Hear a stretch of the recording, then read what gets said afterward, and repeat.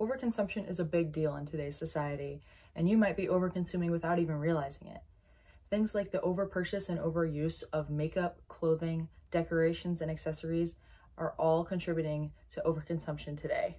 Overconsumption has a really detrimental effect on our society. It has become overly normalized among the people today, and it causes a lot of waste and financial problems for those who participate in overconsumption. Many people are misled daily thinking that they don't participate in overconsumption, but due to the mass amount of marketing that has occurred, a lot of people participate in overconsumption more than you would ever think. Social media and media itself has begun to influence consumers to buy more than they actually need. For example, lots of people overpurchase makeup products. These products in my hand are all the exact same brand and probably cost about $50 altogether, but they all have similar or the same expiration dates. Therefore, they could all go expired before they're even used up all the way. People actually end up having more product in their house than they know what to do with.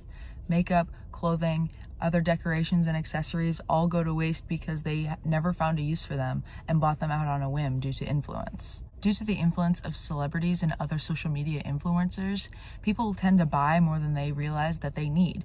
Lots of celebrities will tell consumers that they need to buy their product and that they need their product in their life, when in reality, that's just not true.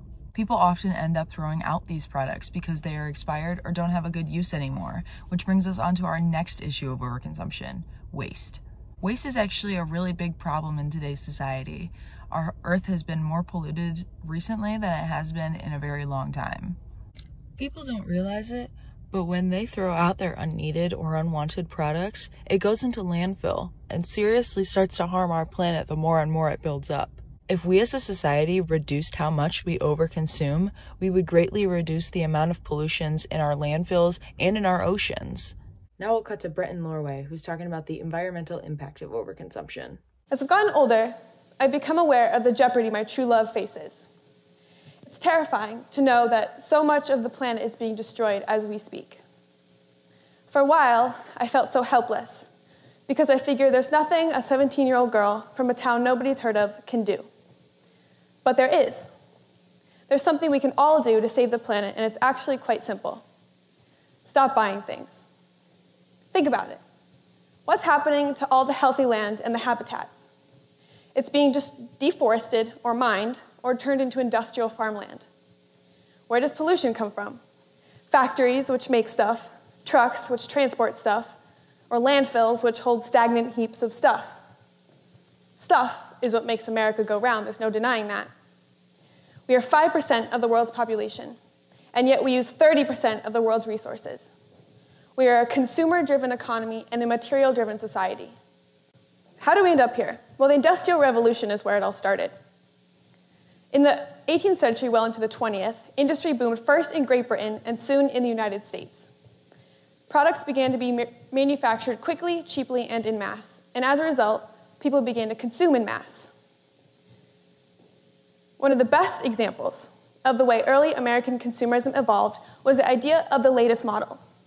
In the early 1900s, when General Motors was first established, advertising the outdating of car models and the updating of newer ones drove the constant motivation for consumers to buy. By the 1920s, that model change was as often as yearly. And thanks to the low prices of the Revolution's factories and assembly lines, this phenomenon was available to every class. Thus, the consumer cycle was truly born unto the American people: extraction, production, distribution, consumption, and disposal. Civilians began to cycle through clothing more often, instead of making and preserving their own for long periods of time. Farmers could buy cheaper feed, therefore expand their land use and livestock population. Those cycles have only intensified, and since the 1950s, humans have consumed more than the entirety of human history before then. Basically, we're trapped in a system. Whether we want to admit it or not, we're brainwashed into buying things.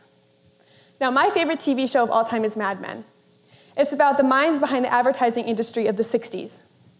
The goal of any ad man was, and still is, to make products into something that must be bought, to make trends into things that must be followed. So if you don't have that thing or follow that trend, your life is lacking. You're living wrongly. I repeat, we're brainwashed into buying things. So how does that affect the environment? It sounds like a psychological problem. Well, not only are we brainwashed, but we're shielded from the reality of what industries do to bring those products into our hands. It begins with the extraction of natural resources, or the landscaping of industrial farmland. Let's use the clothing industry as an example. I love clothes, but much to my chagrin, the clothing industry is one of the worst polluters there is. Let's say it starts on a cotton farm. Cotton makes up 40% of our clothing. It also uses 10% of all agricultural chemicals, 25% of all insecticides. It also takes 20,000 liters of water to farm 2 pounds of cotton. Speaking of water, once cotton is farmed, the water waste from a clothing factory is unbelievably contaminated, with bleaches, dyes, inks, and more. The worst part of the clothing industry, however, is actually the disposal segment of the consumer cycle. Fashion is an ever-changing market, utilizing the latest model concept exactly how it was introduced before the 20s. When new trends come out, the old one is to be thrown away. Americans alone dispose of over 68 pounds of clothing per person annually. Trace that back, and if anything, that's a lot of wasted water. She goes on to say that it would take 3 Earths to sustain humans if they all consumed the way the average American does, and that 99% of all materials consumed go to waste within 6 months.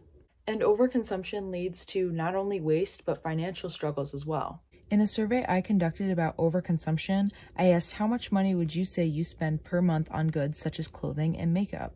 And an overwhelming 16.3% said $150+, with 11.6% of people answering from a range of $100 to $150.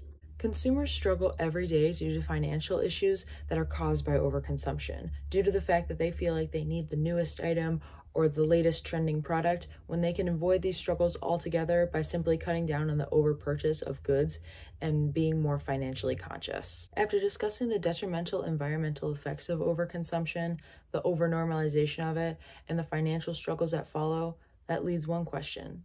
Have you realized that you're overconsuming?